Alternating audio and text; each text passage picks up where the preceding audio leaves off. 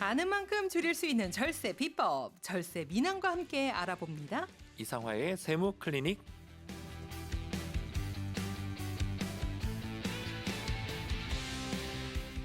새해 복 많이 받으세요. 네, 새해 복 이상화 많이 받으세요. 세무사님과 네. 함께합니다. 지난 추석 당일에도 함께했던 걸로 기억을 하는데 이번에는 설날 당일날 저희가 또 이렇게 네, 보게 되네요. 정말 이렇게 눈으로 세배를 이렇게 드리도록 하겠습니다. 새해 복 많이 받으세요. 네, 새해 복 많이 받으십시오. 이 정도면 거의 네, 가족 아니에요? 뭐 세배를 먼저 하는 사람에게 세뱃돈을 주는 건가요? 제가 그럼 받는 건가요? 네. 기분 좋은데요? 네, 아니 자녀 조카에게 세뱃돈 네. 어느 정도 주세요? 뭐 요즘에는 10,000원은 좀 적은 것 같고요. 네. 그렇다고 눈치껏 20,000원, 30,000원 하자니 조금 그런 것 같고 네. 그냥 일률적으로 50,000원으로 주고 있습니다. 그래도 꽤 금액이 세네요. 네, 뭐 조카들이 별로 없어서요. 네. 그렇게 해도 뭐 다시 또 들어오기도 하고 뭐 그렇습니다. 세무사님 조카하고 싶다. 그렇군요. 네, 세무 클리닉 시간에 세금에 관련된 질문들 항상 많이들 보내주시는데 네, 저희가 항상 그날의 배움을 네, 끝내고 나면은 시간이 부족해서 맞습니다. 미처 다 소개해드리지 못한 질문들이 꽤나 많거든요. 네네. 그래서 오늘은 특집의 느낌으로 네. 몰아서 좀 해결해드리면 어떨까 싶어서 시간을 마련해 봤습니다. 네, 먼저 함주연님의 사연부터 소개를 해드릴게요. 제가 사연을 읽어드리겠습니다. 현재 인천 연수구 공시가 2억 5천 정도의 아파트 1주택입니다. 내년에 인천 송도에 분양받은 아파트로 이사를 가는데 참고로 주변 아파트 기준 공시가 5억 정도의 아파트입니다. 현재 거주 중인 아파트를 팔아야 할지 고민이에요.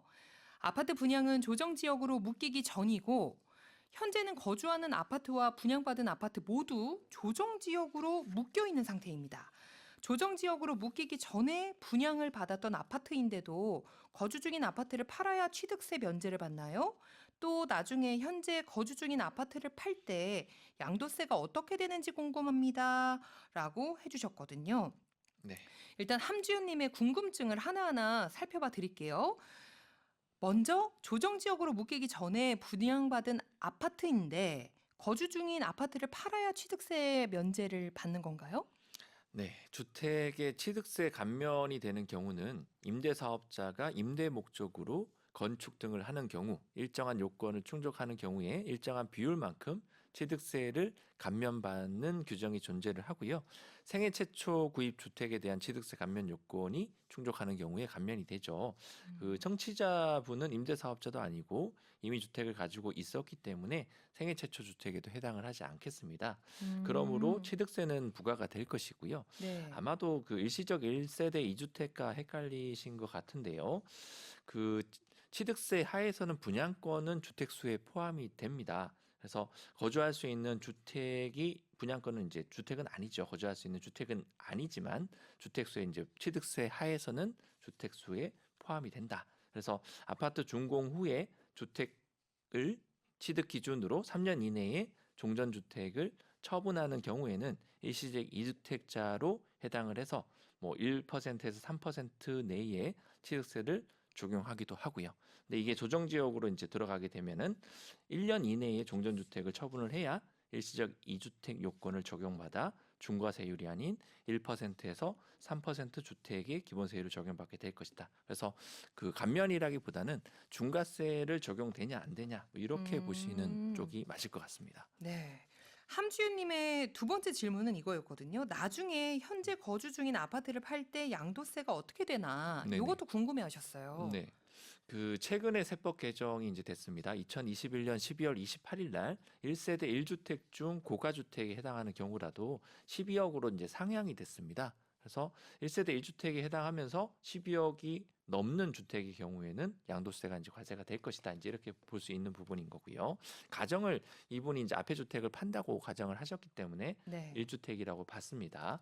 그래서 1세대 1주택 1분양권 비과세 요건 중에 하나인 1주택을 소유한 1세대가 분양권을 취득 후 3년 이내에 종전주택을 양도하는 경우에는 1세대 1주택으로 봐서 양도세가 없겠습니다. 근데 고가주택으로 봐서 혹시라도 12억을 초과하는 경우에는 12억 초과분에 대해서는 양도세가 부과가 될 것이고요. 네. 그리고 현재 거주하는 아파트를 공시가만 언급하고 계시기 때문에 실제 시가가 어떻게 되는지 몰라서 그 케이스 1, 2로 이제 나눠서 가정을 해보는데요. 네네. 1세대 1주택에 해당을 하고 실질 거래가액이 12억 원을 초과하지 않는다라면은 보유 기간이 2년 이상이고 거주 기간 2년을 이상 하셨다라는 가정 하에는 1세대 1주택 비과세 요건에 해당을 합니다. 그래서 양도세가 부과가 되지 않을 것이고 만약에 12억을 초과를 하신다라고 하면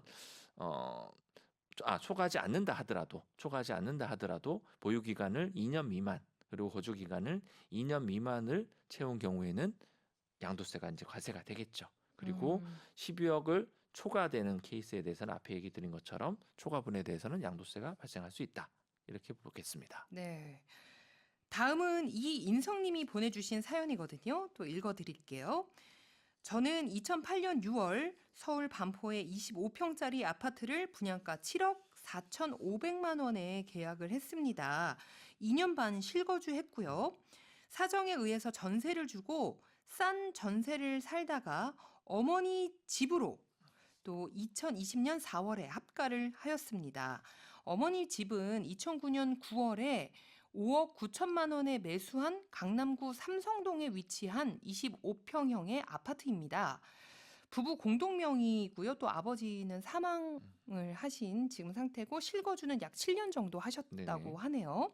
합가 후에 반포 아파트를 팔려고 하였으나 제가 모르고 있던 강남구 삼성동의 원룸을 어머니가 가지고 있어서 졸지에 1세대 다가구가 되어서 팔지 못했습니다. 삼성동 원룸은 2021년 6월경에 친여동생에게 어머니가 증여를 했습니다. 어머니가 건강이 안 좋으신데 미래를 어떻게 대비해야 할까요? 아이들은 나중에 반포 아파트에 살고 싶어 합니다. 물론 그거는 희망사항이고요. 훗날 아파트를 하나 정리하여야 한다면 어떤 아파트를 어머니 생존에 계실 때 정리하는 게 좋을까요? 아니면 돌아가신 후에 정리를 해야 할까요? 해주셨거든요. 네. 잠시 정리를 해주실까요? 정리요. 네, 일단 정리를 해보겠습니다. 반포에 있는 아파트를 2년 반을 거주 후에 전세를 주고 다른 아파트에 전세로 살다가 2020년 4월경에 어머니를 동거복양, 이 핵심이 이제 동거복양이죠. 동거복양을 하기 위해서 어머니 집으로 이제 합가를 하게 됩니다. 근데 청취자분은 알지 못했던 어머니의 명의에 원룸이 하나가 더 있었다라는 거예요. 다행히 그 원룸은 2021년 6월 동생분에게 어머니가 이제 증여를 하셨고요. 그래서 어느 아파트를 언제 팔아야 합리적일까 이렇게 요약이 될 수가 있겠습니다. 네.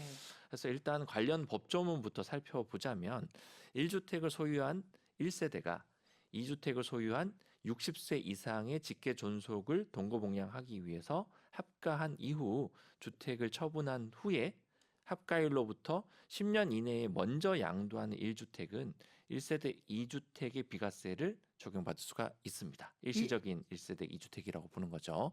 네.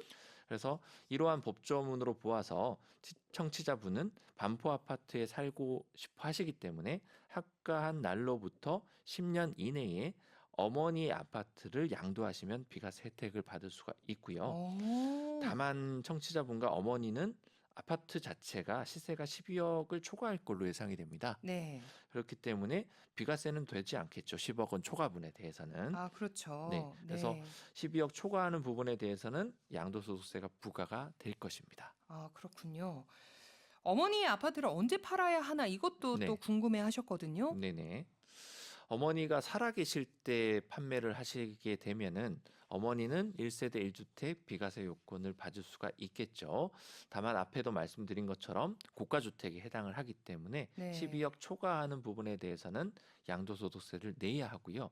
혹시라도 양도를 한 이후에 건강상의 문제로 뭐 돌아가시게 되는 케이스들 그런 네. 케이스에서는 바로 그 현금을 이제 받았던 그 금액에 대해서 본인이 사용하고 돌아가신 그 금액에 대해서 상속세로 또 부과가 되게 될 것입니다. 네. 양도세를 한번 내고 상속세를 또 내게 되는 케이스가 될 수가 있고요. 네. 그러면 이거를 팔지를 않고 어머니가 돌아가신 이후에 판다라고 가정을 해봤었을 때에는 해당 아파트는 상속 재산에 포함이 되어서 아파트의 시가 등에서 기본 공제를 차감한 가액에 대해 상속세가 부과가 되거든요. 네. 그래서 어머니의 명의로 꼭 판매를 하셔야 한다면 계속적으로 아파트 가격이 상승된다라는 가정에 있다라면 어머니가 생전에 아파트를 파시고 어머니가 원하는 만큼 많이 쓰시고요. 네네.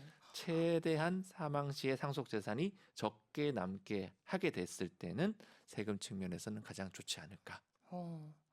그럼 우리 어머니 또 얼마나 고생 많이 네네. 하셨겠어요. 네. 근데 일단은 팔고 네, 어머니 쓰실 만큼 원대로 쓰시고 네, 네. 그 물려줄 재산을 그러니까 최소화하는 만큼 세금은 당연히 네, 줄겠죠. 네. 그 말씀을 해주신 것 같습니다. 저희 이쯤에서 노래 한 곡 듣고 올 텐데요. 노래 듣기 전에 저희 OX 퀴즈를 준비했거든요. 네, 세무사님 네. 준비해 주시죠.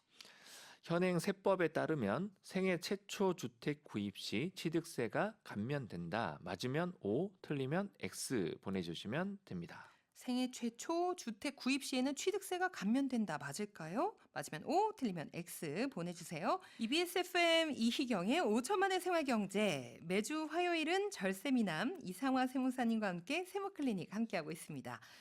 노래 듣기 전에 내드린 OX 퀴즈. 제가 문제를 다시 알려드릴게요. 현행 세법에 따르면 생애 최초 주택 구입 시에는 취득세가 감면이 된다. 맞으면 O, 틀리면 X였는데요. 세무사님 정답은요? 정답은 O입니다. 무주택자, 생애 최초 주택 취득자에 대해 세금 감면 혜택이 있고요. 반면에 이주택자와 같은 다주택자는 추가로 주택 취득 시에 중과세가 부과가 된다는 점도 참고해 주시길 바랍니다. 네. 아무래도 정말 부동산 열기가 뜨거웠던 만큼 네, 관련 질문도 많았었던 네네, 것 같아요. 네, 세무 상담 이어가도록 하겠습니다. 네, 이번에는 청취자 이정미님의 사연인데요. 제가 네, 읽어드릴게요. 저희 아이는 대학원생인데요. 학교에서 받은 대학원생 월급으로 학비며 생활비를 충당하고 있습니다. 제가 만약에 얼마간의 용돈을 보낸다면 이것도 증여에 해당하나요? 이렇게 질문을 주셨네요. 네. 그 성인이 된 자녀라 하더라도 아직 경제 활동을 실질적으로 하지 않는 자녀에게는 부모가 부양을 해야 할 의무가 있다고 봐야 됩니다. 그렇기 때문에 생활비 즉 용돈으로 주는 금액은 증여라고 볼 수가 없다. 이렇게 보여지는데 네. 다만 용돈이라고 보기에는 너무 과도한 금액을 줬다라면은 증여로 볼 수가 있습니다. 네. 그리고 즉 용돈으로는 일상생활을 사용한다라면 상관이 없겠는데 생활비로 받았는데 용돈으로 받았는데 그것으로 주식을 한다라든지 아니면 다른 뭐 부동산을 취득하는 데 쓴다라든지 이런 경우에 대해서는 증여세 이슈가 발생할 수 있고요. 차도 마찬가지예요.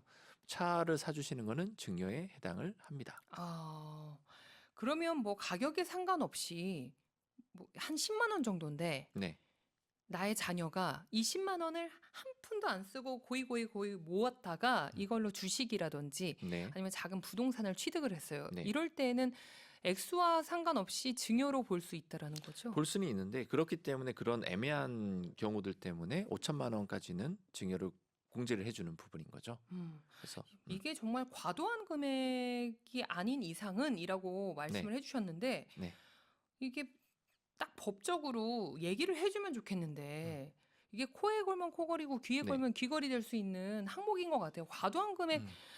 어느 정도를 봐야 하나요? 이게 그 의사분들도 마찬가지일 거예요. 그래서 저희도 이제 병원에 가서 인터넷을 항상 보고 가잖아요. 내 네. 수치가 이 정도가 나오니까 이거는 이제 뭐 어떻게 될까요? 이렇게 질문을 해봐도 저희와 예상과 전혀 다른 결과가 나오질 않습니까?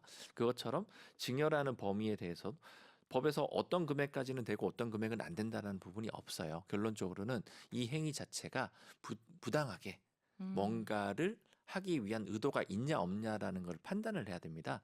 그런 거를 네. 이제 전문가가 판단을 하게 되는 부분인 거고요. 아, 그렇군요. 누가 보더라도 금액이 예를 들어서 뭐 3천만 원을 줬습니다. 근데 이 친구가 대학 생활하고 뭔가를 하는 데 있어서 그 부분은 충분히 썼을 거라고 가정이 되면 3천만 원은 큰 돈이라 하더라도 증여가 아니에요. 근데 뭐 음, 1,000만 원을 줬는데도 이 자식에게 그 1,000만 원을 줄 이유가 전혀 없는 거죠. 그런 경우에는 음. 증여로 보게 됩니다. 그러니까 어떤 상황에 어느 정도의 금액이 갔는지 그 정황을 잘 네, 살펴야겠네요. 네네, 이렇게 보니까 좀 좋은 세무사님을 만나야 될 것 같다라는 생각이 또 드네요. 맞습니다. 네. 능력 있는 세무사님을 좀 만나서 이렇게 그리고 상담을 해야 되겠다. 증여라는 그 범위에서 뭐 오늘자 기사에도 봤는데 그 증여와 상속을 대비하기 위해서 세무사를 옆에 두고 있다라고 응답하신 분이 80%가 되더라고요. 그래서 아, 저는 반대로 봤습니다. 준비를 하지 않은 사람이 80%다 이렇게 생각을 했었었는데 생각보다 많은 분들이 세무사를 옆에 두고 있었다 이렇게 보시면 되는 거고요.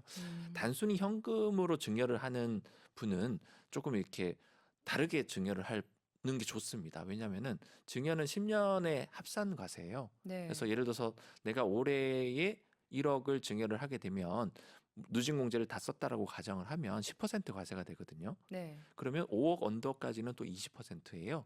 그러면 네, 올해 1억하고 한 3년 후에 1억을 또 증여를 합니다. 그러면 앞에 했었던 1억하고 지금 증여하는 1억하고 합쳐서 20%를 과세한 다음 앞에 10% 냈던 거를 돌려주는 개념이 증여예요. 10년이 합산되는 거죠. 그러니 네네네. 부동산도 줄 수 있고 보험도 줄 수 있고요. 보험료를 대납해 주는 경우들도 있잖아요. 네네. 증여입니다.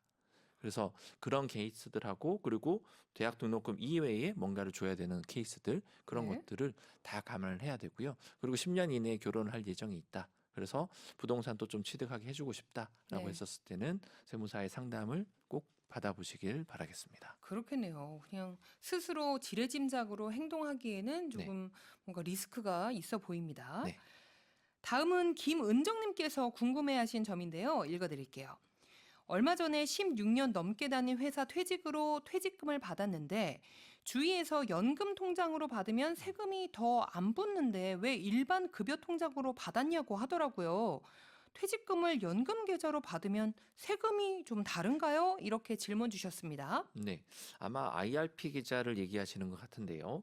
그 퇴직금을 받고 이 퇴직금을 퇴직소득으로 신고하지 않고요.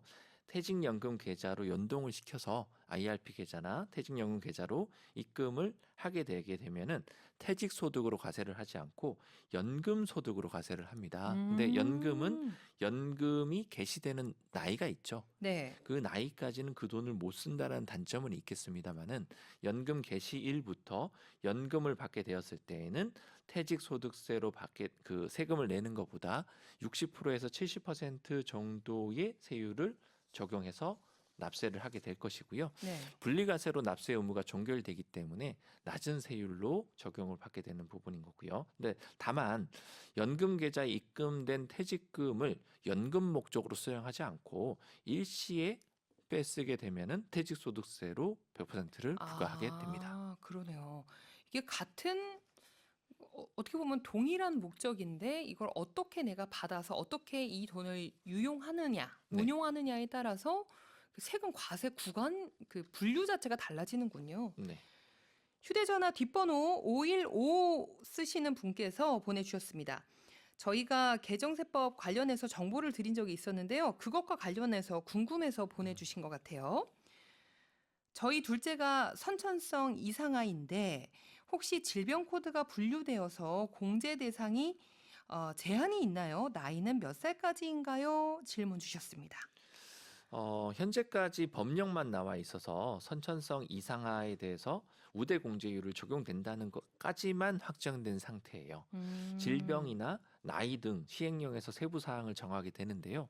아직까지는 소득세법 시행령 규정은 현재 법령이 구체적으로 확정되지 않아서 공표되지 않은 상태입니다. 그렇군요. 기획재정부에서 발표한 개정안에 따르면 모자보건법에 따른 미수가 및 선천성 이상화 치료를 위해 지급한 의료비에 대해서는 2022년 1월 1일 이후 지출분부터 의료비 우대공제율이 적용되는 것으로서 취지 등에 비춰볼 때는 특정 질병을 규정하고 있지는 않는 것으로 보여지고요.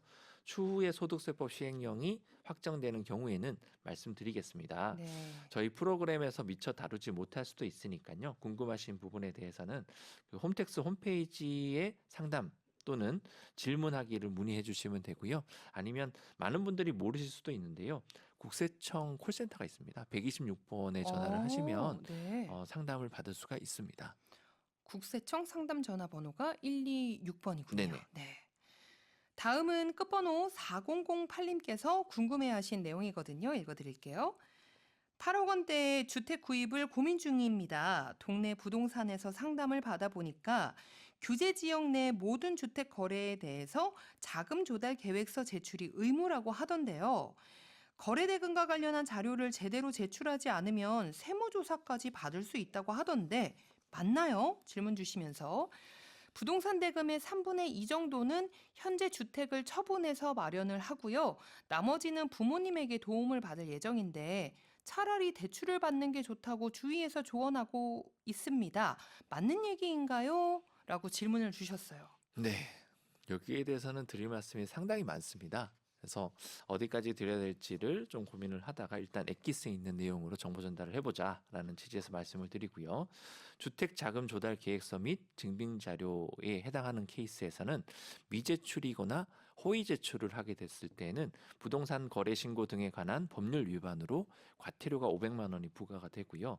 그리고 특히 거래 대금과 관련된 자료를 제출하지 않으면 최대 3천만 원의 과태료가 부과가 될 수가 있고 네. 탈세 혐의에 대한 세무조사를 맡게 됩니다. 오.